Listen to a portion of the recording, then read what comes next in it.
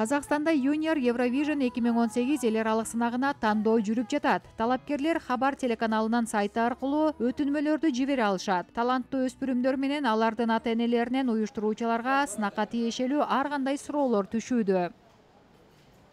Большое количество звонков, связанных с условиями, правилами, с наличием песен. Негизинен келип түшкөн суроолордун көбү сынактын талаптары, эрежелери жана ырларга тиешелүү. Бүгүнкү күндө балдарга арналып чыгарылган ырлар көп. Ошол себептүү көрүүчүлөрдүн эсине сала кетейин. Тандоо талаптарына арналган сайт бар. Ошол талаптарга ылайык сайт аркылуу өтүнмө бере аласыздар. Соответственно, вы можете заходить, подавать заявку. Сынакта 9 жана 14 жаш аралыгындагы балдар өз өнөрлөрүн көрсөтүшөт. Ырдын узактыгы 3 мүнөттөн ашпоосу. Талапка жооп берген студия Европоп стилинде жазылган жана мурда эч бир жерде аткарылбаган автордук чыгарма болушу шарт. Аны менен катар ырдын текстинин 60% өз тилинде жазылууга тийиш, 40%ын англисче аткарууга болот. Ошондой эле тандоого 6 адамга чейинки курама топтор да катыша алышат. Шанс есть у каждого.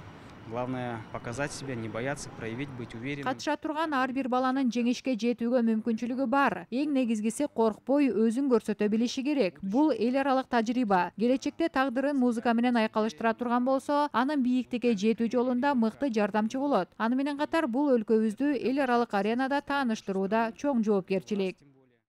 Евровиденияга катыша турган балдарды ар бир өлкө өзүнчө аныктап жатат. Мисалы, Францияда алдын ала тандоо жана сынактарды өткөзбөстөн жаш аткаруучуну тандап алышкан. Грузияда эң таланттуу ырчы теледолбоор алкагында тандалган. Ал эми Орусиянын Артек эл аралык балдар борборунда чоң гала концерт өткөрүү аркылуу тандалды. Казакстанда да тандоо өзгөчөлүктөрү бар.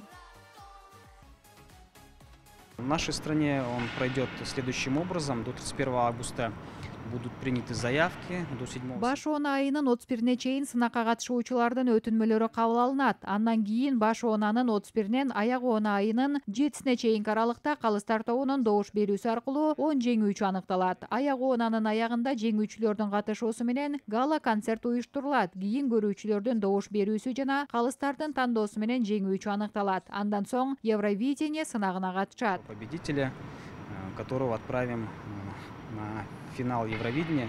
Эскерте кетсек, жыл сайын өткөн эл аралык Junior Eurovision 2018 телевизиондук ыр сынагы 7 айынын 25-inde Белоруссиянын борбору Минскте өтөт. Казакстанда гала концертти Хабар телеканалы түз эфирде көрсөтөт.